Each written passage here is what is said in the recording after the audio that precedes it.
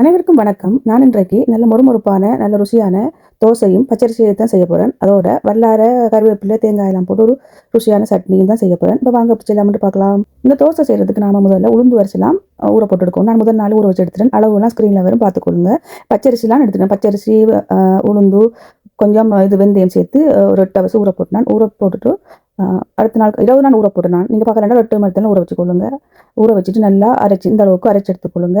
அரைச்சி எடுத்ததை ஒரு பாத்திரத்தில் மாற்றி எந்த பாத்திரம் இருந்தாலும் சரி மாற்றி உப்பும் சேர்த்து நல்லா கையால் மிக்ஸ் பண்ணலாம். நீங்கள் 2-3 நாளைக்கு வைக்கிறேன்னு சொன்னால் உப்பு போடாமல் புளிக்க வச்சுக்கொள்ளுங்க. உப்பு சேர்த்தா கூட்டாக புளிச்சிடும். இதை ஒரு 12 இங்கே இப்போ வெயில் கார ஆரம்பிச்சிட்டு ஒரு 15 மணி நேரமாக வேணும். வெயில் கார ஆரம்பிச்சாலும் ஒரு 10 மணி நேரத்தில் புளிச்சிட்டுது. புளிச்சத்தை பாருங்க நல்லா புளிச்சு வந்துட்டுது. புளிச்சத்தை ஒரு அரைவாசி தான் நான் எடுத்தேன். அரைவாசி எடுத்து கொஞ்சம் தண்ணி சேர்த்துட்டு நமக்கு தோசைக்கு எந்த அளவுக்கு தேவையோ அந்த அளவுக்கு எடுத்துட்டு இந்த அளவுக்கு நல்லா மிக்ஸ் பண்ணி எடுத்துக்கொள்ளுங்க. மிக்ஸ் பண்ணி வச்சுட்டு நான் சம்பல் அரைக்கப்புறம் சம்பல் அரைச்சதுக்கு பிறகு தான் தோசை ஊற்றப்புறேன்.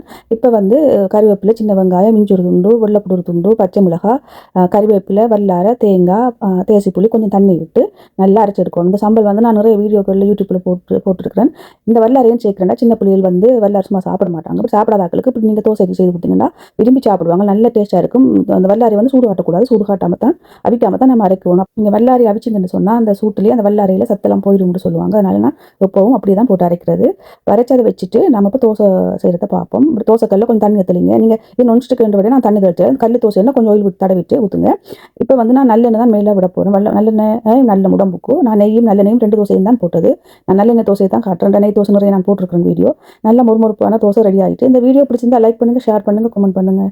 இந்த ருசியான சம்பலும் இந்த மொறுமொறுப்பான தோசையும் நீங்களும் செய்து பார்த்து எப்படி சொல்லுங்கள். நன்றி, வணக்கம். அடுத்த வீடியோவில் சந்திப்போம்.